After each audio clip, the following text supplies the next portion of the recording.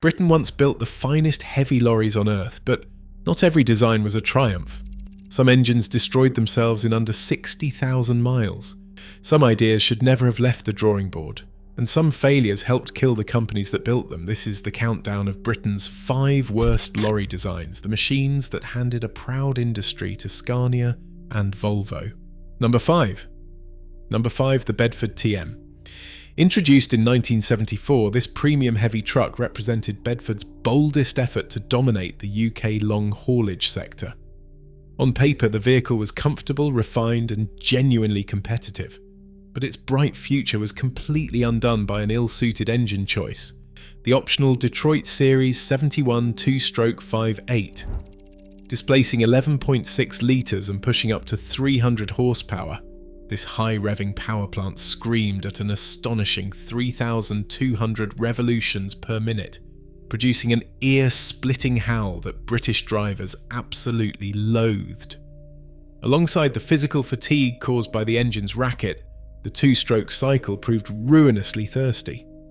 Road tests recorded average fuel consumption of 30 to 35 litres per 100 kilometres, while heavy haul loads pushed that figure toward a catastrophic 50 litres. Fleet operators could not absorb these extreme fuel bills, and drivers simply refused to operate the trucks. This combination of driver hostility and high running costs thoroughly wrecked the TM's reputation, contributing directly to the eventual closure of Bedford's Dunstable plant in 1986. Number 4 on our list, the Daimler Roadliner. Built in Coventry from the mid-1960s, this rear-engined, low-floor chassis was meant to revolutionise urban transport. It promised easy passenger boarding and modern refinement, positioning Daimler at the head of a changing market. But the vehicle quickly became a legendary disaster. A sequence of cursed engine selections sealed its fate. Daimler fitted a series of troubled power plants, including fragile Cummins V6 units, temperamental Perkins V8 engines, and AEC V8 engines. None of these engines could withstand the grueling stop-start cycles of municipal work. Radiators boiled, fuel pumps seized, and the cooling systems regularly burst, leaving passengers stranded. The failure went far deeper than a single bad option. The entire chassis gained an infamous reputation in its own right. Decades later, a prominent enthusiast poll voted the Roadliner the single worst chassis of its kind ever built. This catastrophic loss of operator confidence dealt another massive blow to the domestic transport industry, driving buyers straight toward more reliable foreign competitors. Coming to the top 3, the Scammell Crusader. Launched in August 1968, Scammell rushed this heavy-haul tractor to market to exploit rumoured increases in British legal weight limits. The entire programme was designed from the ground up around a highly anticipated in-house AEC V8 engine. But during early development trials, that British power plant suffered catastrophic piston and valve failures, proving so unreliable that the original launch plans collapsed at the very last minute. With no time left to re-engineer the tight engine bay for a standard 4-stroke inline diesel, Scammell scrambled for an emergency backup, opting to install the Detroit 8V71 2-stroke diesel instead.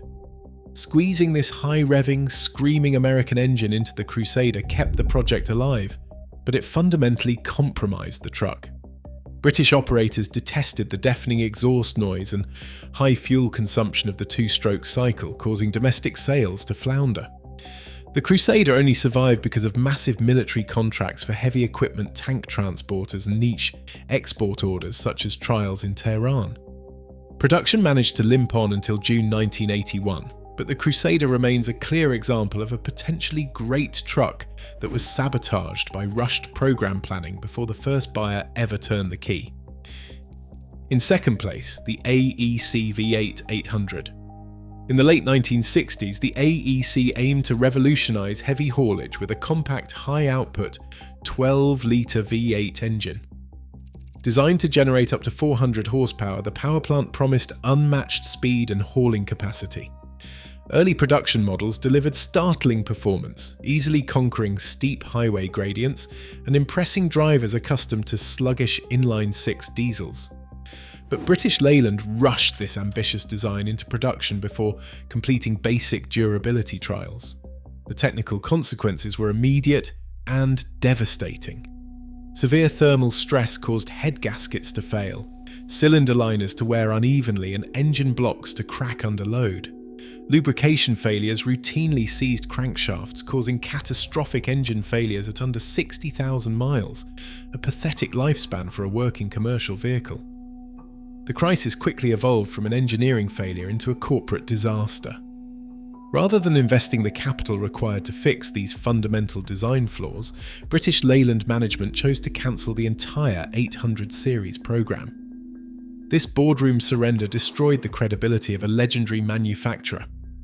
Hauliers who once relied on AEC's dependable trucks suffered immense financial losses through vehicle downtime, forcing them to abandon British manufacturing entirely in favour of reliable Swedish alternatives. While other designs survived as compromised machines, the collapse of the V800 was financially terminal, directly accelerating the closure of AEC's historic Southall factory in 1979. And finally, in first place, the Leyland 500, widely known as the Headless Wonder. Launched in August 1968, this diesel engine represented Leyland's highly ambitious attempt to build a high-mileage, low-maintenance power plant. To eliminate head gasket failures, designers revived a concept Leyland had abandoned 40 years earlier, in 1928, casting the engine block and cylinder head as a single, solid piece of metal. This fixed head design completely removed the conventional cylinder head gasket, promising a massive 300,000-mile overhaul interval and incredible block rigidity. But this radical architecture turned out to be an engineering disaster that ignored the practical realities of fleet maintenance. Because there was no removable cylinder head, performing basic top-end maintenance was impossible from above. Any standard repair, such as servicing valves, replacing worn guides, or cleaning passages, required mechanics to remove the entire engine block from the truck chassis. This complex process demanded specialist tools and days of intensive labour in the workshop, turning routine jobs into massive logistical hurdles. In practice, the engine suffered from severe thermal management issues. The continuous coolant passages around the fixed head struggled with heat dissipation, leading to localised hotspots, cracked castings, and warped head studs. Casting quality issues also caused cylinder bore distortion, which prevented proper ring sealing and caused engines to produce thick plumes of blue exhaust smoke under load. Instead of eliminating maintenance, the fixed head engine kept trucks off the road for weeks at a time. Repair bills soared as operators paid massive labour fees just to have workshops split the engine block. Fitted to the Lynx, Bison, Buffalo and Octopus heavy truck families, this engine completely infuriated fleet operators throughout the 1970s.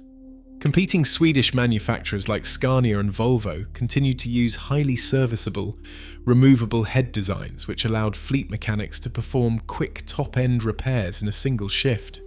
Tired of high running costs and frequent breakdowns, British hauliers abandoned Leyland in droves, turning instead to reliable Swedish imports. This disastrous engine did not merely fail in service, it severed the vital relationship between Britain's largest truck manufacturer and its core customer base, dealing a terminal blow to the domestic commercial vehicle industry. Britain built some of the greatest lorries the world has ever seen, but these 5 prove that even the best engineers can get it catastrophically wrong. Across all 5 entries, a clear pattern emerges: corporate impatience and underfunding destroy industrial reputation far faster than competitors ever can. Britain built some of the greatest lorries the world has ever seen, but these 5 prove that even the best engineers can get it catastrophically wrong.